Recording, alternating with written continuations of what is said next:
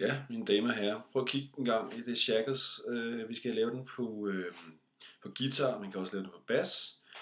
Hvis I kigger på selve guitar-hovedet heroppe, og så finder man så, det er så det, der hedder første bånd, det er så anden bånd, det er så tredje bånd. Og der skal man tage den dybeste tone her, den hedder E-strengen, og der skal man så trykke på der, hvor jeg har markeret med hvidt. Og det skal man gøre på den første tone, det er den tone, der hedder G. Når man presser der og slår den anden, så får man tonen G.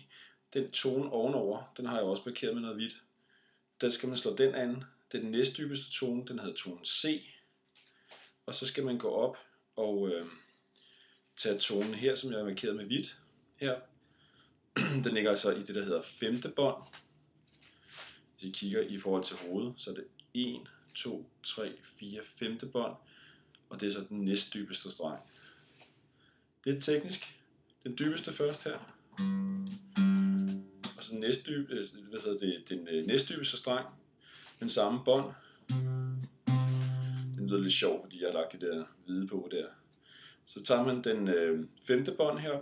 Næstdybeste streng. Det er tonen D. Og så tilbage i G hernede. Så det hedder G, G, D, C, C, undskyld, og D, D, og G, G, G, G, C, C, D, D, G, G.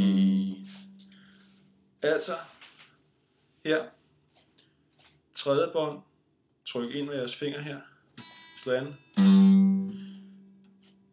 Den næstdybeste streng, samme bånd, tredje bånd, tone C, og femte bånd, næstdybeste tone, og tilbage til G.